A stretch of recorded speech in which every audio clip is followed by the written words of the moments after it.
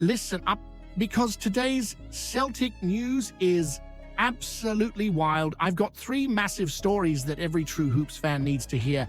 And trust me, the last one is the big one, the kind that could shake paradise itself. We're talking surprise heroes, big selection headaches, and a bit of chaos behind the scenes that could change everything at Celtic Park. You do not want to miss this one.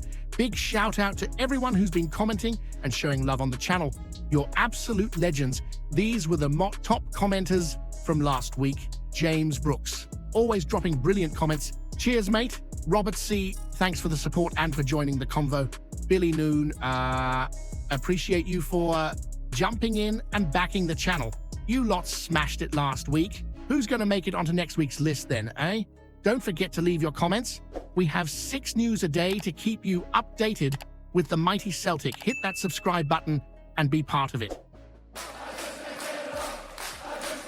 Let's talk about one lad who's turned a few heads this season, and not just mine. Liam Scales. Now, I'll be honest with you, when the season kicked off, I didn't have the Irishman anywhere near Brendan Rodgers' starting 11. I thought he'd be warming the bench, maybe even packing his bags for another loan spell.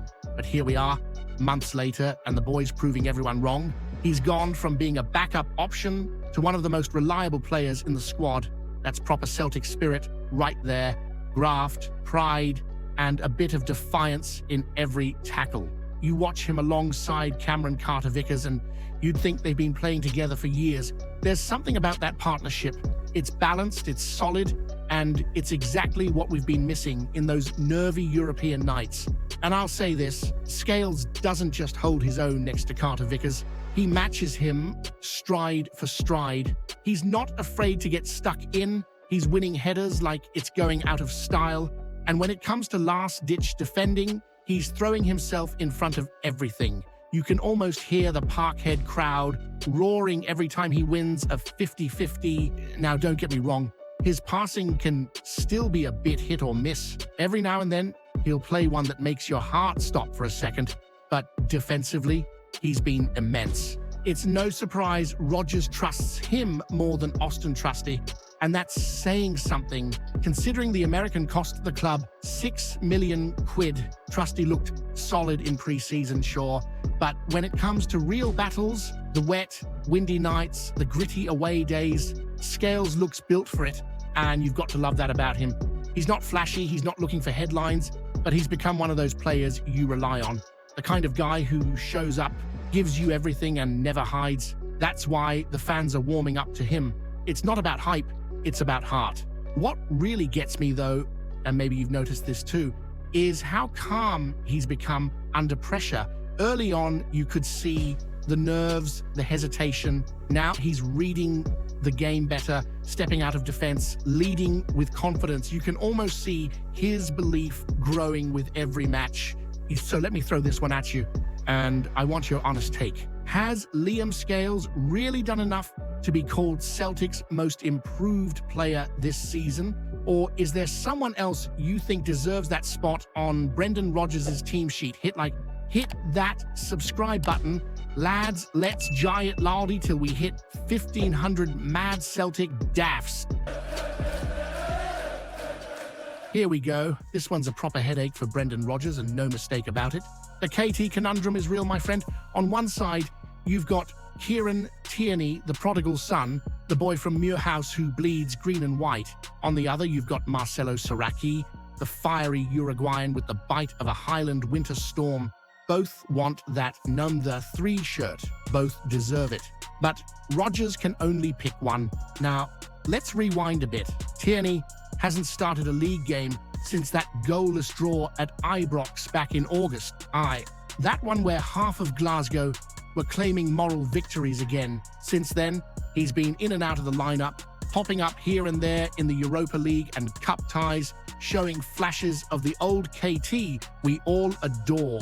The lad's still got it, the energy, the drive, the passion, but something feels a wee bit off. He's not had that same rhythm, you know, the kind that made him unstoppable down that left side. Then there's Saracchi. The lad's come back from international duty with Uruguay looking like a man possessed. 2 wins, captain's armband, full of fire and confidence. You can tell he's loving his football. The way he plays, aggressive, sharp, relentless. It's exactly what you want in a Celtic defender. He doesn't mess about, just gets stuck right in. And he's got that South American swagger too, the kind that makes opponents nervous before the first whistle's even gone. Now, Rodgers has to decide, stick with the homegrown hero or ride the hot hand of the Uruguayan. And let's be honest, this isn't just about the Dundee game. This decision could set the tone for the rest of the season. We've got massive fixtures coming, Europe, the Cup semi-final against the lot from Ibrox, and you know how much they'll be desperate to get one over us. You need a left back who's not just solid, but fearless, someone who can handle the big moments when Paradise's lights are blazing. If you ask me, it's a brilliant problem to have. Two players of that quality fighting for the same spot, but there's more to it. You can't underestimate what KT means to the supporters. He's Celtic through and through. You see him on the pitch, and it's like watching one of us living the dream. The connection's real, but football's ruthless, and Saracchi's form might just be too good to ignore right now. And let's face it, Rodgers doesn't shy away from big calls. He's got a knack for timing these decisions perfectly, even when the fans are split right down the middle. Whether it's the local lad or the new dynamo from South America, one thing's certain, whoever starts at Dens Park better deliver, because the other will be breathing right down his neck. So here's what I want to know. If you were Brendan Rodgers right now, who would you pick for that left back spot? Franny, would you trust KT to rediscover his magic in Paradise? Or would you ride Saracchi's fiery form and let him keep the shirt? Hit that subscribe button, lads. Let's guy it. Loudy till we hit 1,500 mad Celtic duffs. Oh, this one's a spicy one, my friend. Andy Walker stirring the pot again, and he's asking the question nobody at Paradise wants to think about. Will Brendan Rodgers even make it to the end of the season? Now, listen, I get it. It's been a bumpy ride lately, hasn't it? Protests outside Celtic Park, the board getting pelters left and right, and a transfer window that felt about as exciting as a grey Monday morning in Sucky Hall Street rain. We've sold Nicholas Kuhn and Adam Ida, two lads who at least looked like they gave us options up front. And what did we get in return? A big, fat nothing. Then you've got Dyson Maeda saying he wants to leave. Tierney's been hobbling about trying to get fit again. And 4 of our new signings aren't even registered for Europe. You couldn't make it up. It's like we're setting fire to our own dinner before sitting down to eat it. But here's the thing about Brendan Rodgers, the man doesn't shy away from a fight. He's come out swinging, calling the rumors of him engineering his exit cowardly, and you've got to respect that. I mean, can you imagine being accused of trying to jump ship again after the Leicester saga? The guy knows the shadow of that move still hangs over him, but this time he's made a 3-year promise, said he's here till 2026 unless he gets emptied. That's a brave thing to say in Glasgow, where patience lasts about as long as a cup of tea on a cold match day. Now, Andy Walker's been poking the bear, saying he wonders who'll replace Rodgers and whether he'll even last the season. Right, easy to talk when you're sitting in a comfy studio, not dealing with the chaos behind the scenes. But let's be real, there's tension in that boardroom. If Rodgers is right and someone high up's been briefing against him, then that's poison in the well, isn't it? You can't have a club the size of Celtic run like that. Everyone's got to be pulling in the same direction. For the badge, for Paradise, for the fans. And being 2 points behind Hearts is far from ideal, but this is Glasgow. Fortunes change fast. Win a few, get the fire back in the belly, and the tune changes overnight.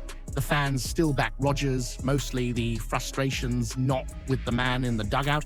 It's with the suits upstairs, the ones who talk about ambition but shop like we're counting pennies in the bargain bin.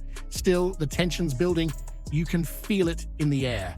And Rodgers knows he's got to turn the noise down with results fast. Because once the support starts doubting, it's a storm that's hard to calm.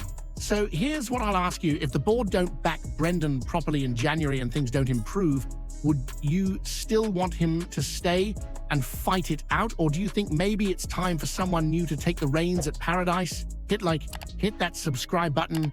Lads, let's giant lolly till we hit 1,500 mad Celtic daffs.